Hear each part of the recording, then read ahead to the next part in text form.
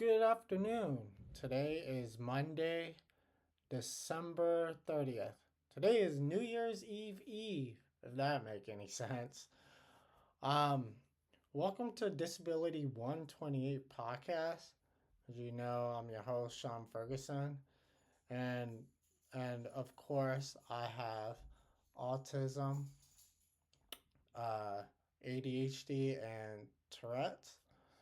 Um, For today's message, I'm going to talk to you about this young lady. Her name is Olivia, and she had what is called gastroparesis. It's a rare condition where like her stomach becomes paralyzed, and basically she can't eat any food, or her food cannot digest. So here's the video that I'm going to show to you guys. Just please leave a comment. Also subscribe to my channel and click the notification. Also click the like button. It will help with the algorithm. And just tell me what you guys think of this video. In over 7 years. My condition means I'll never eat again. Unfortunately, there is no cure. Eating through my heart keeps me alive. The biggest question I always get is, do you miss food? And I'm like, yes, of course, anybody would miss food. A big thing I want to try and do is create a change in the way that people with chronic illnesses are treated.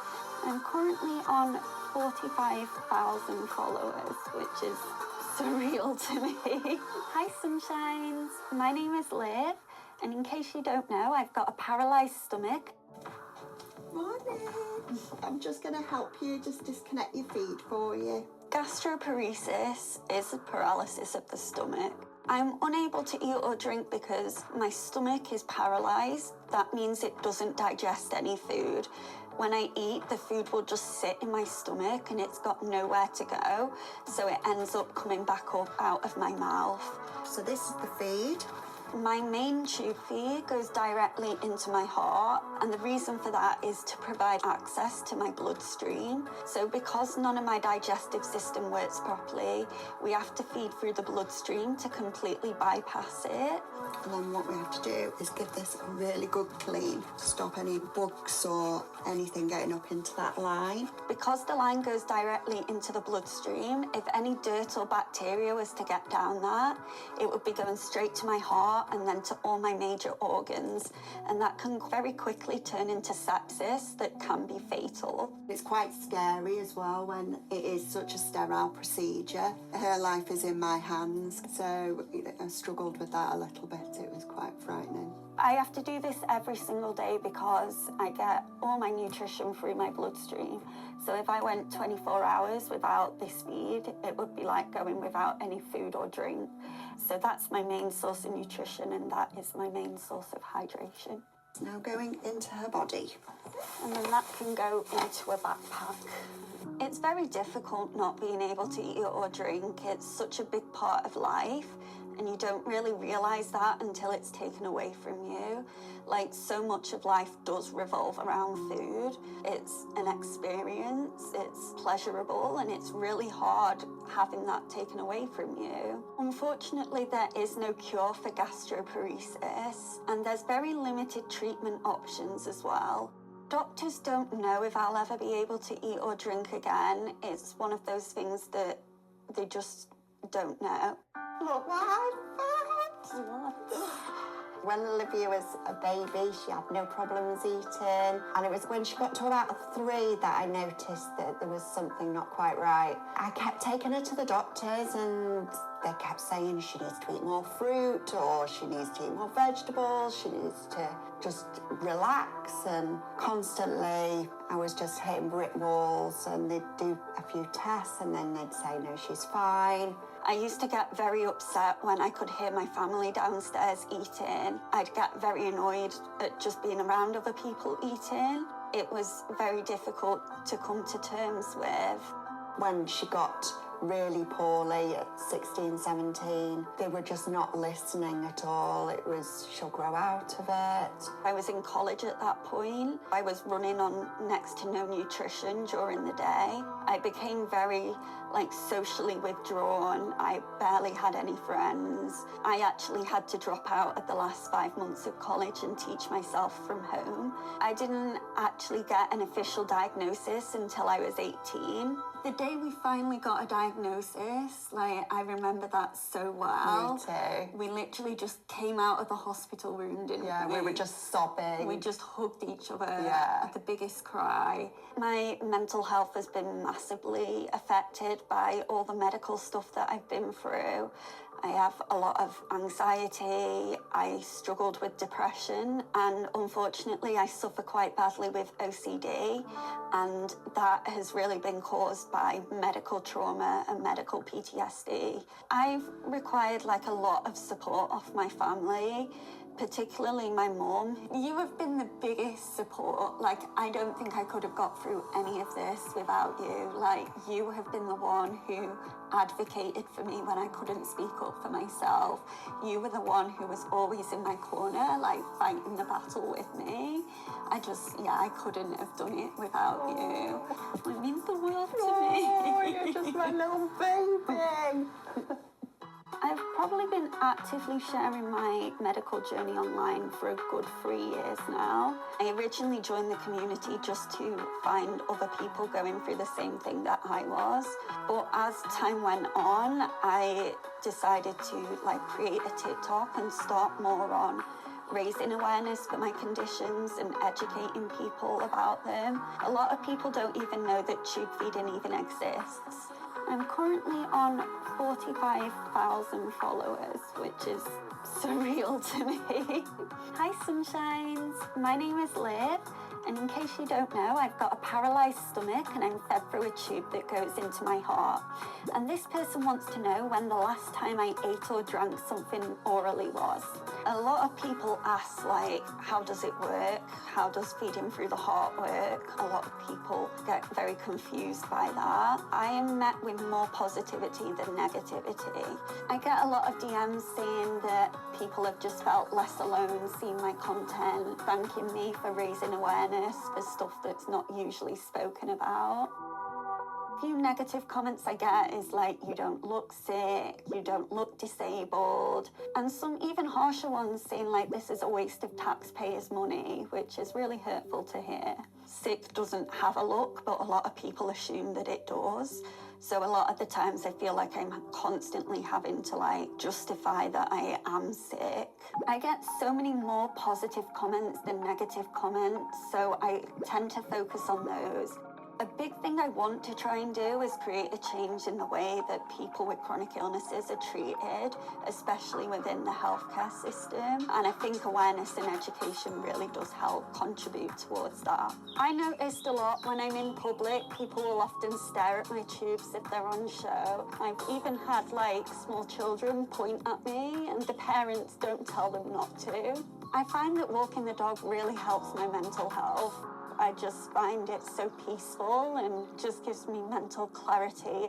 I think we've come very far in our confidence in our journey, I don't like when people say they feel sorry for me. I feel like I am so much more than just my illness. That is just one part of my life. I can still do stuff I enjoy. I've still got personality. I'm still me. There's more to life than just my illness. I really want to carry on with my TikTok. I want to keep raising awareness and I want to keep doing it until I help create a change. Yes, definitely. That's Making something a I'm change adamant on doing. I like to remain hopeful about the future. I like to live in hope that I may get better one day. You don't know what's coming, do you? Yeah, so I'm really proud of myself for getting to where I am now. I always think back to Liv at the beginning of her journey, who felt so lost and so alone. She had no voice and couldn't speak up for herself. And I always think if she could see me now, she just wouldn't be able to believe it.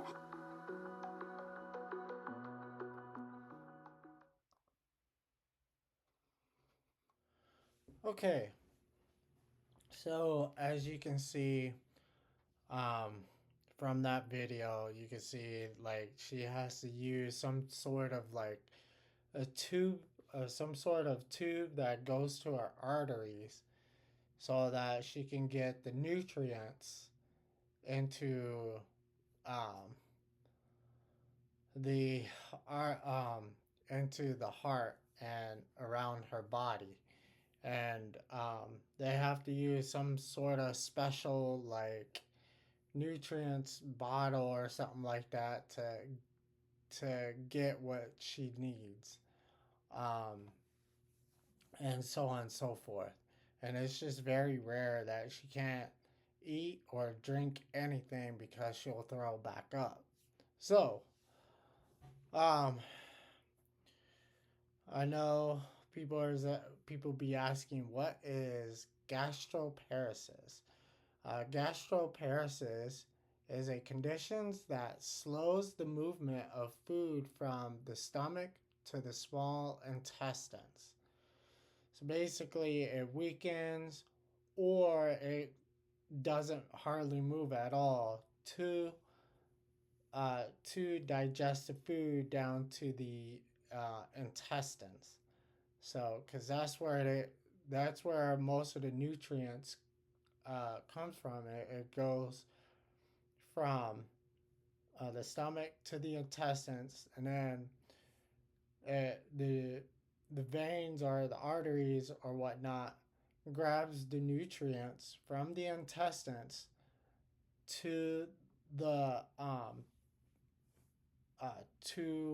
your whole body, and it moves to from from your stomach or from your intestines to the heart to around your body to give you the energy and the muscles that you need. So basically, that's what it is. It occurs when the stomach muscles weaken or becoming impaired, causing food to remain in the stomach longer than normal. Symptoms include nausea, vomiting, bloating, abdominal pain, heartburn, feeling full too soon, and weight loss. As you can see from the video, it looks like she lost a lot of weight. Um, and it sucks. Trust me. Um, I'm dealing with um, gastro issues as well, where it's caused me to become nauseous every morning. And I don't know if it's not digesting the food that it should be or not. But I know one day I will go to the doctors for it. Um, so basically, um, gastroparesis can be caused by a number of things, including diabetes, surgery, or other disorders.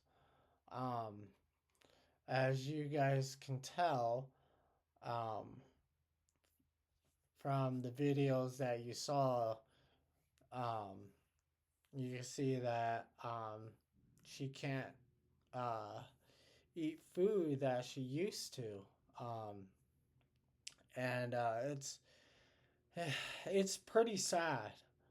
Um, I would say one way to cure all of this is she needs an organ donor.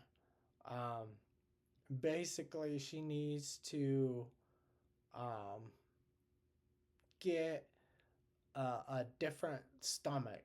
You know what I mean? Um, she needs to get a stomach implant, as I usually call it, stomach implant that will help digest the food into the intestines.